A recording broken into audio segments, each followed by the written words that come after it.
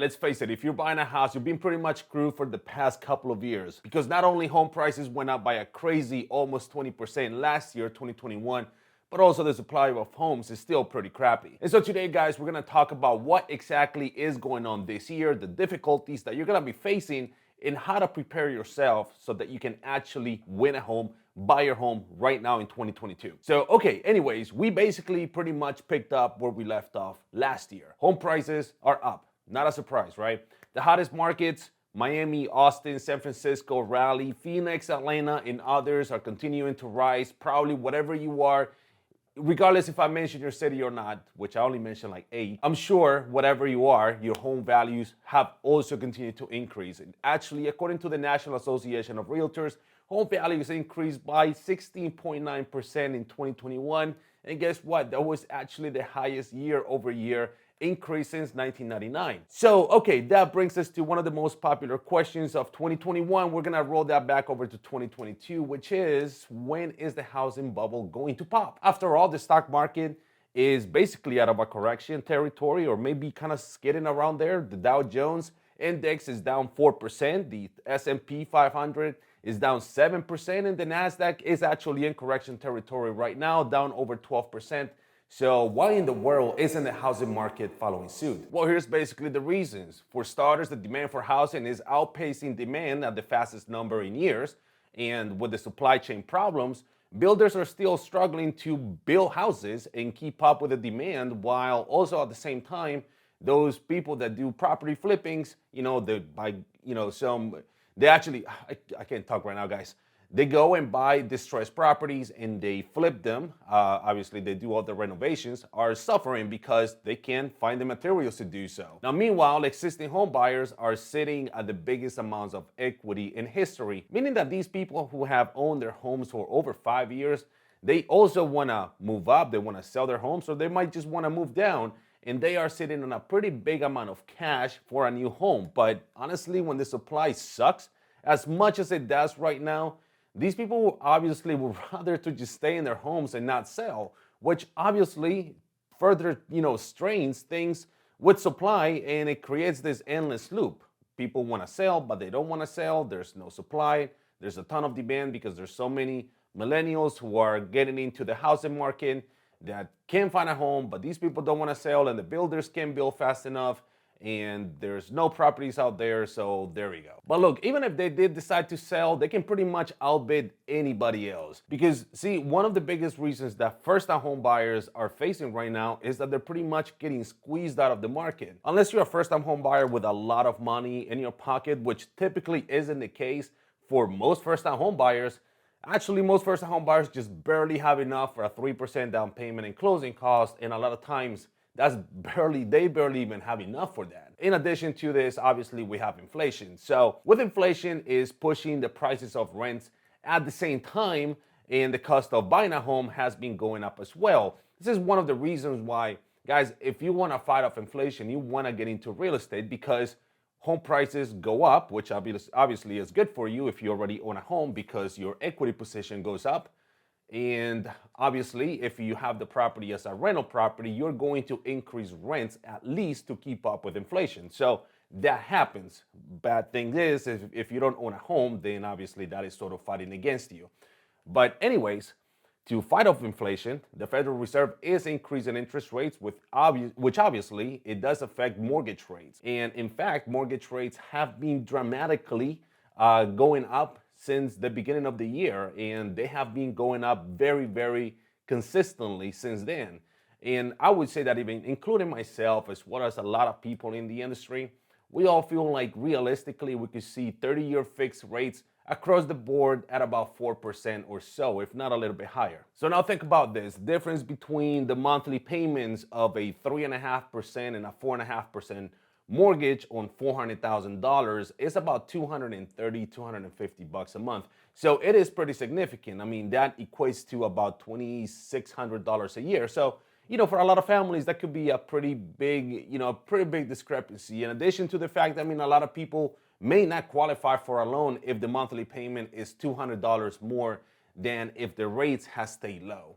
All right, so anyways, how do you position yourself coming ahead right now in 2022 if you want to buy a house? The first thing, guys, is that you want to get yourself right financially. This has absolutely nothing to do with home buying. This has to do with you and your personal finance. Now, you see, one of the biggest mistakes that I see a lot of people make is that they get enamored by becoming homeowners. And sure, nothing wrong with that. I'm sure you are tired of the freaking landlord that doesn't fix anything. And I get it. You have to move up. You have a family coming up, and it sucks that you're still renting and you're getting into your mid-30s. I get that 100%. But look, we gotta be real with each other, okay? And actually, you gotta be real with yourself. If you have bad credit or even so-so credit, and your debt to income sucks, because you have too much debt, and on top of it, you're scratching the bottom of the barrel to put just enough money together for a down payment, then you know what? Maybe home buying is not the right thing for you right now. Instead, what you want to do is you want to position yourself as well as you can, and this is how you do it. First of all, you gotta get your credit scores above 700. Honestly, guys, look, yes, you can buy a home with a 580 credit score. I get that 100%. You can get an FHA loan, but if you're buying a home with a 580 credit score, that basically kind of puts you in, you only have one option, and that is getting an FHA loan, basically. Having a 700 credit score opens more options for you, and this is what you want. So for instance, with the under 600 or mid 600 credit score, the only thing you can get is an FHA mortgage. With look, it's great. It's a great loan. I have nothing against it. I've helped multiple, thousands of people with an FHA loan, especially first-time home buyers. But the thing is that home sellers, if I'm selling a home, I probably don't want to sell it to somebody that has an FHA loan, because they know that, people with FHA loans, unfortunately, are not the very best qualified. And if I'm putting my house on the market and I have 20 different offers, and 15 offers is people with a better loan, or maybe a couple of people with cash. If you're getting a mortgage, you're not beating somebody with cash typically. Probably the last person I'm gonna consider is gonna be that one with the FHA pre-approval, right? So just think about it that way. Now, meanwhile, you get yourself into a 700 credit score, you may be able to do a conventional mortgage. Now, this kind of loan is the one that everybody wants to have. It is the best kind of mortgage, and yes, it is more difficult to qualify for it, but you're telling the seller that, hey, I am very well qualified. I have a conventional mortgage pre-approval. So anyways, the second thing that you do is that you want to pile as much money as possible, okay? Guys, this is 2022, and the era of people paying for your closing costs is pretty much gone. I just gave you several reasons why this is a seller's market and why competing in a seller's market is a shit show.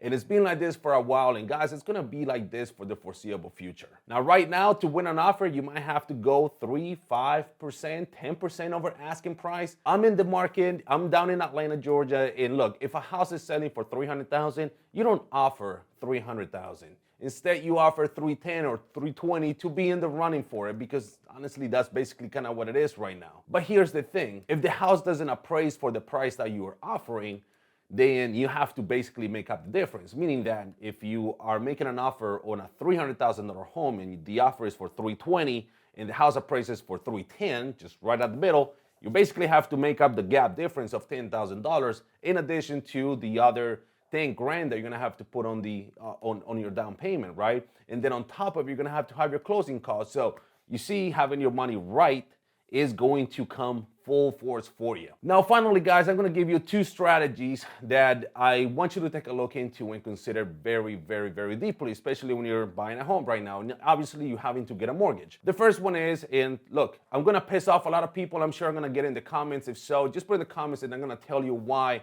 these 2 things that I'm gonna say actually make financial sense, okay? First and foremost, you wanna completely forget about what mom and dad and your grandpa said about adjustable rate mortgages. So my first option for you guys is to look into doing an adjustable rate mortgage. Now look, unfortunately, adjustable rate mortgages have been demonized by people because, they probably lost their homes to a mortgage that had an adjustable rate before 2008, during that crash of 2008.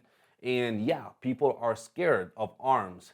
But here's the thing, guys. Adjustable rate mortgages are excellent products. You just have to know how to handle them. So for instance, if right now the interest rate on a 30-year fixed mortgage is 4%, but I'm able to get into what we call a 7/1 ARM at 3%, the 7/1 ARM thing means that the rate is fixed for 7 years. And then after the 7th year, it can only adjust once. And then on top of it, those rates have caps, meaning that they can only go up so much. So anyways, you have 7 years to live on a fixed interest rate at 3% rather than paying 4% on a mortgage that you're never going to fully consume. Here's the thing. Most people actually spend 5 to 7 years in the mortgage, or at least in their home, meaning that why are you fixing your rate for 30 years if you're not going to use the other 20 or the other 23 years of the mortgage? All you're doing is that you're paying more money to the bank. And then when you consider also the fact that